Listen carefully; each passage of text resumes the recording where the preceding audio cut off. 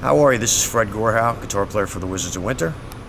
For starters, my amp rig, Black Star. I've got a Black Star Series 100, or Series 100 with the 6L6s. How I run into it is I go through from the wireless, of course, first. Line 6 Relay G90.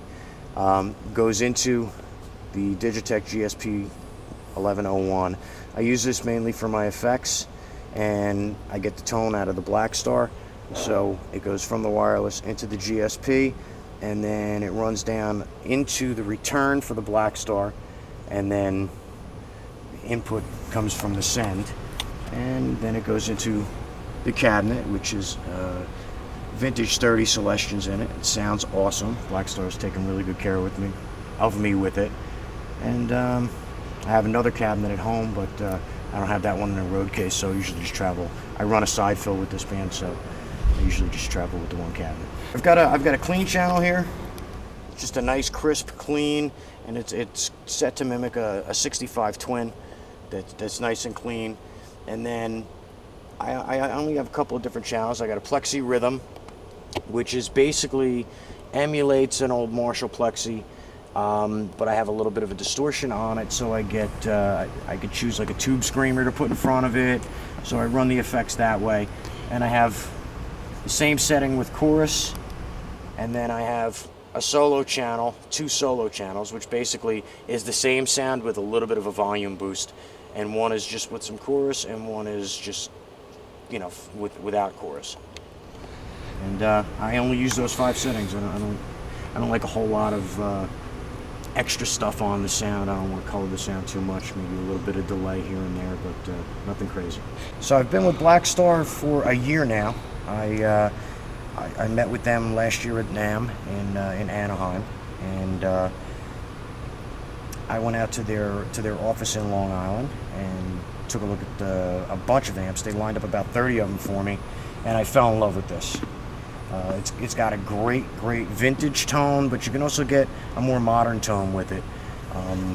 They have this infinite shape feature where if you dial it to one side, it's very British sounding. If you dial it to the other side, it's very American sounding.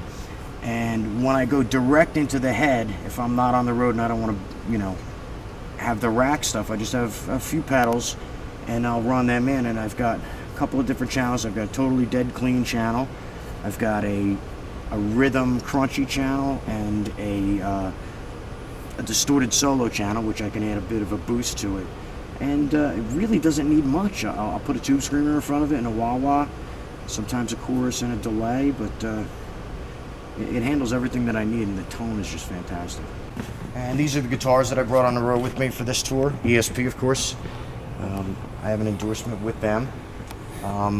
This is my primary guitar. ESP USA Eclipse, beautiful quilted maple finish, and this one's got EMGs on it, but I really love the idea that they put the chrome covers on it.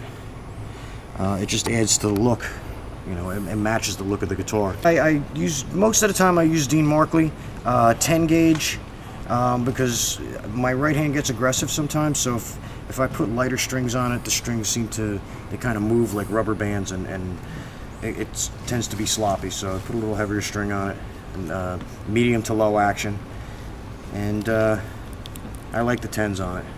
Most of the time, I've got the volume and the tones all the way up. This is the tone control on this. This is for the bridge pickup, and this is for the neck pickup, the volume controls. And I will roll those off depending on the song that I'm playing. If I want a little bit of a cleaner sound, you can just roll the volume back on it. The tones I usually leave the same unless a room is specifically giving me trouble, then you know, maybe I'll roll off on the tone a little bit. But with the sound that I get this into the Black Star, it's usually just balls out, and if I want to get more of a bluesy kind of a sound, I'll just roll it back a little bit to maybe 4 or 5, and it gives me exactly what I need to do. Tuning is standard. This is just standard 440 tuning, EADGBE. But I'll tell you what, it's been out in the truck, and it's about 12 degrees now here, I think, and I think it was lower than that. I took it out for sound check, and it was perfectly in tune, as were the others yesterday when I did the same thing. So these guitars just can't say enough about them. They stay in tune great, they sound great, play great, and you'll be caught dead without it. The next one is an ESP E2 that they sent me last year. This one I just got. This they sent me last year. Same style basically.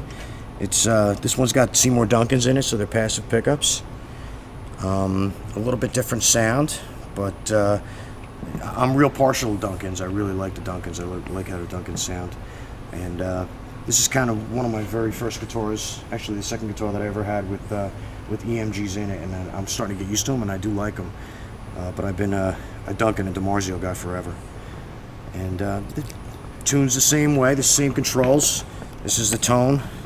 This will be the volume for the bridge pickup. This is the volume for the neck pickup. And usually it's all the way up unless I want to roll it back. And plays great, sounds great. And the next one is, it's an LTD. This is a more economic model. This is my other backup. But I do bring this out for the encore because the white just pops. And the audience seems to like that. It's EC 1001 LTD Deluxe. This one's got DiMarzios in it, chrome hardware. And I've been sweating on it a little bit, so it needs to be wiped down, I guess. That's what it looks like to me.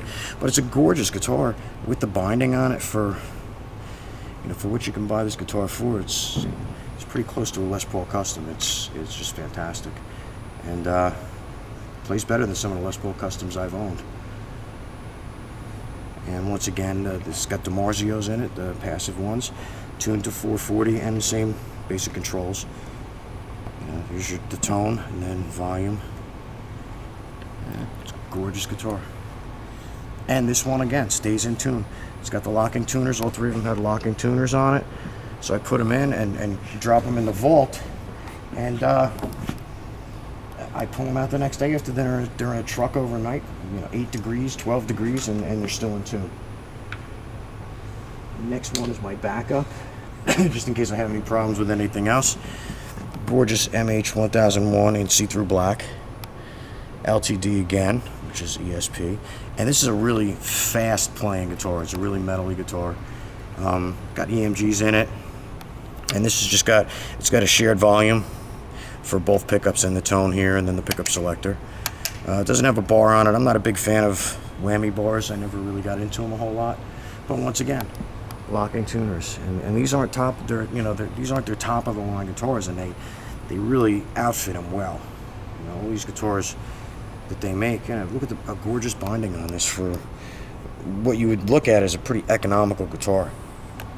And love how it plays, love how it sounds. And I keep them all safe in this. And Kent Custom Cases built this for me. I didn't need a big giant one. I've seen guys go out with 12, 14 guitars. I don't need to play 12 or 14 guitars because with this band there's not really any alternate tunings. It's typically 440 standard tuning. And if I needed to change a tuning with something, I could do it quickly. So that's my rig and my guitars, and please check us out at thewizardsofwinter.com. You can check me out on Facebook at Fred Gorhau. You can get the spelling off the website. And thanks for watching.